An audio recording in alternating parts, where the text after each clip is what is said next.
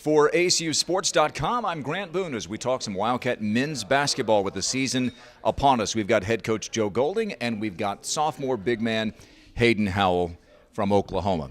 Hayden, let's start with you, and you get Schreiner coming up, a Division III school, on Friday night to open the season officially. You got a lot of big games coming up. Is there a temptation for the team to maybe look past a Division III school? There's always the temptation to not focus on the task at hand, but we always got to focus on our next game. And while we're still focusing on the future, we're not gonna do it right unless we play every single day 100%. So that's all we got to do Fridays is play our best. I like the honesty there. So take me through now that you've had a full season at the Division I level, you've had a full off-season program, and now a full practice regimen getting ready for the season. Biggest surprise that you experienced playing Division I basketball last year was what? Probably just the pace of the game. Even though I've been practicing with Division I players and working on my strength all summer, then just when you're thrown into the fire, it's a little different feel to the game.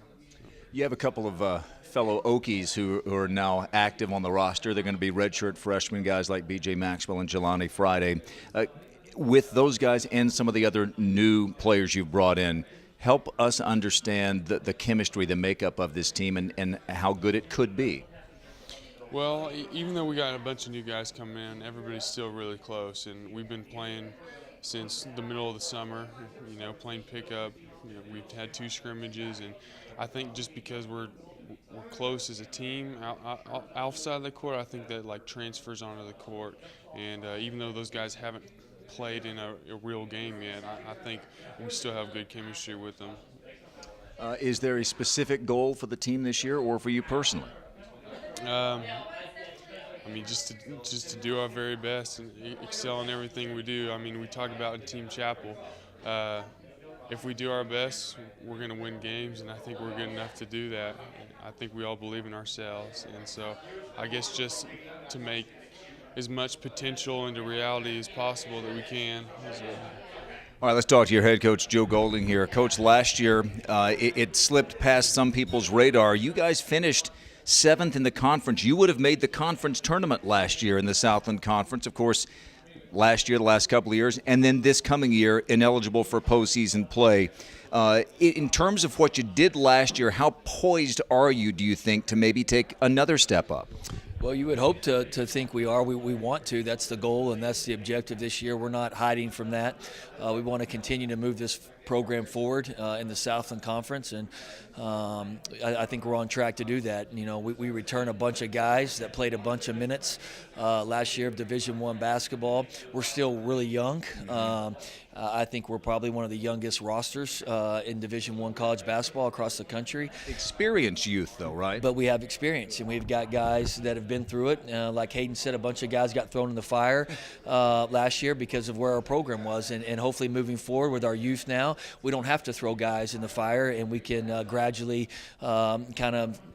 prepare guys and for incoming freshmen, they can go against guys in practice every day that have been there, and we don't have to do that.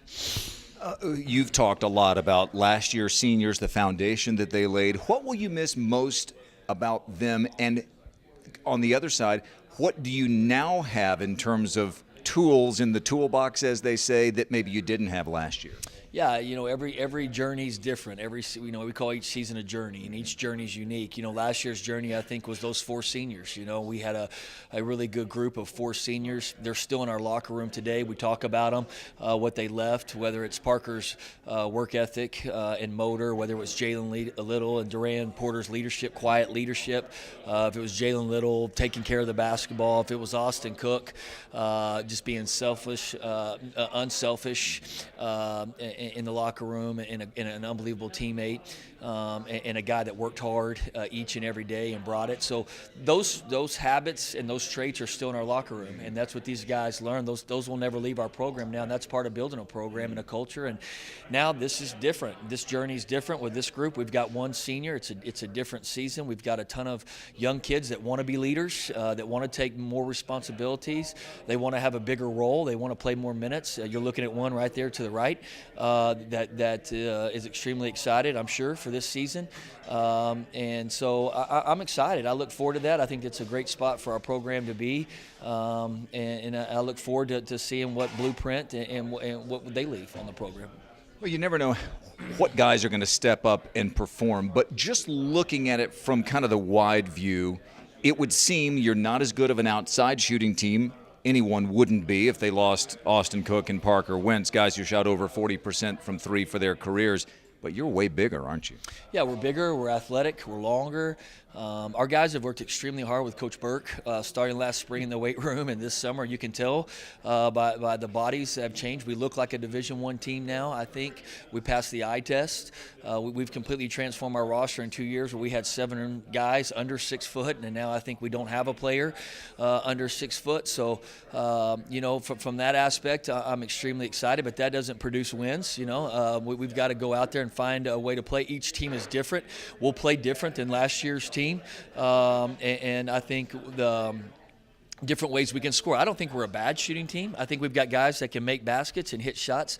We're going to have to be a team that hits some timely shots. We're also a team now that can score inside in the paint. We can give you some outside open looks, doesn't it? Which the more attention these guys draw inside, then the easier your shots become. Parker and Austin didn't get a ton of easy looks last year. They were tough shots, and so every team's different. You put them together, and you try to use the talent that you have on your roster and kind of form that, and that's what we're still in the process of doing, of figuring this team out and our strengths and our weaknesses, and using those abilities the best we can. Last thing, next week, next Thursday, November 17th, you'll go up to New Hampshire. Hopefully they'll have all the votes counted from the election by then. But you have a game Friday night before you get to the University of New Hampshire game a week from tomorrow. So what is the focus? Is it on New Hampshire? Is it on Shriner? What is it? It's on Shriner, and it's on us. We'll start today preparing for Shriner. It's been about us up until this point. We've had 2 really good scrimmages. We were very fortunate to scrimmage Texas State and Louisiana Monroe, two quality basketball programs out of the Sun Belt Conference that we have a ton of respect for, and so that gave us a very good idea of where our team is right now.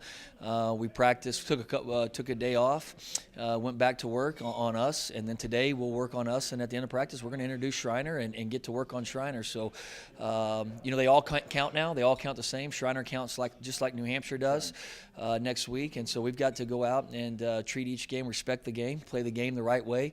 This is a Shriner ball club that we only beat by 4 points in the second half last year, so I'm sure these guys are excited to come in here and to play us, and so we're going to have to be ready and for the challenge, and I think our team will be.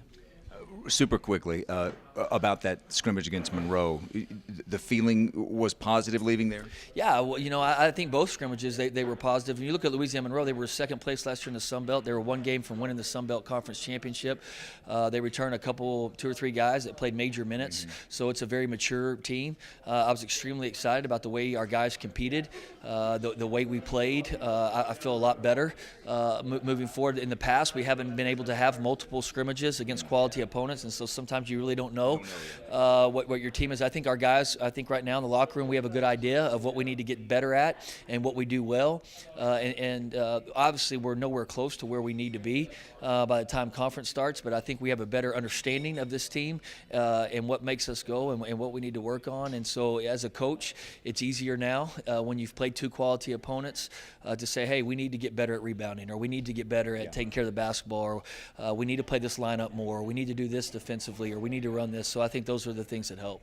Big season ahead for ACU men's basketball. It begins on Friday night with a game against Shriner at Moody Coliseum. Tip-off at 7 p.m. You can catch the game on ACUsports.com. For Coach Golding and for Hayden Howell, I'm Grant Boone for ACUsports.com.